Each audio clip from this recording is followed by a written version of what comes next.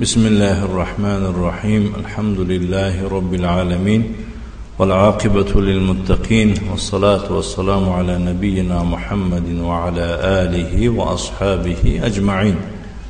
أما بعد، فنتابع درسنا من المبادئ المفيدة في التوحيد والفقه والعقيدة لفضيلة الشيخ العلامة المحدث أبي عبد الرحمن يحيى بن علي الحجوري حفظه الله تعالى. اینک ما درسای خود را به عون الله حق سبحانه و تعالی دوام میدهیم از کتاب المبادئ المفیدة فی التوحید والفقه والعقیده، یعنی سرآغاز مفید آیید توحید و فقه و عقیده از آن شیخ علامه محدث ابو عبد الرحمن یحیی ابن علی حجوری، الله حق سبحانه و تعالی این کس را محافظت کند. شیخ تحت سؤال هشتم یا که رقم هشتم می فرماید: فاذا قیل لك ما معنى محمد رسول الله، یعنی اگر تو را پرسند معنای محمد رسول الله چیست، فقل معناها انه رسول الله الى الناس کافة من الجن والانس، یعنی پس در جواب چنین بگو معنای آن چنین است که او فرستاده الله است به سوی همه مردم از جنها و انسانها.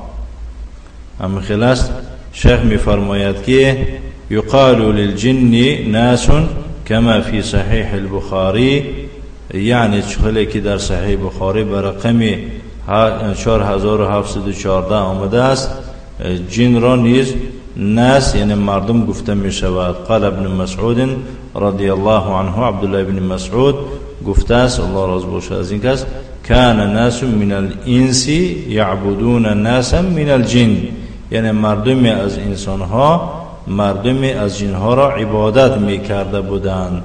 فاسلم الجن و تمسک هؤلاء بدینهم، پس جنها چیکار کردند؟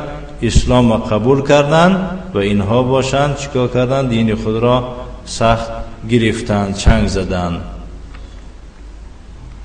نعم. و دلیل قول الله تعالی، دلیل سخن الله تعالی است: و ما ارسلناک الا کافة للناس، تو را با پیغمبری نفرستادیم مگر به همه مردم. سوره سبع آیت 28. وعن ابي هريره رضي الله عنه ان النبي صلى الله عليه وعلى آله وسلم قال، هم خلاص. و از ابو هریره رضی الله عنه روایت میکنند که پیغمبر صلی الله علیه و علی آله و سلم چنین گفت: و ارسلت الى الخلق کافه، رواه مسلم. و مرا به سوی همه خلق فرستانیده شد، یعنی هم برای همه خلق، هم برای جنها هم برای انسانها. این حدیث را مسلم روایت کرد. همین خلاص. و یجب علینا جمیعا طاعته و تصدیقه و اجتناب ما نهى عنه، و بر همه ما طاعت و تصدیق او و از آن چیزی که منع کرده است اجتناب کردن واجب است. و دلیل قول الله تعالی، و دلیل سخن الله تعالی است: قل اطیعوا الله و اطیعوا الرسول، بگو از الله اطاعت کنید و از پیغمبر اطاعت کنید. سوره نور آیت 54. و قوله تعالی، و سخن او تعالی است: هذا ما وعد الرحمن و صدق المرسلون،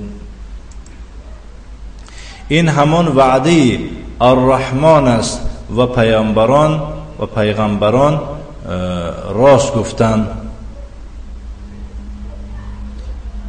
گفته بودند. سوره یاسین آیت 52.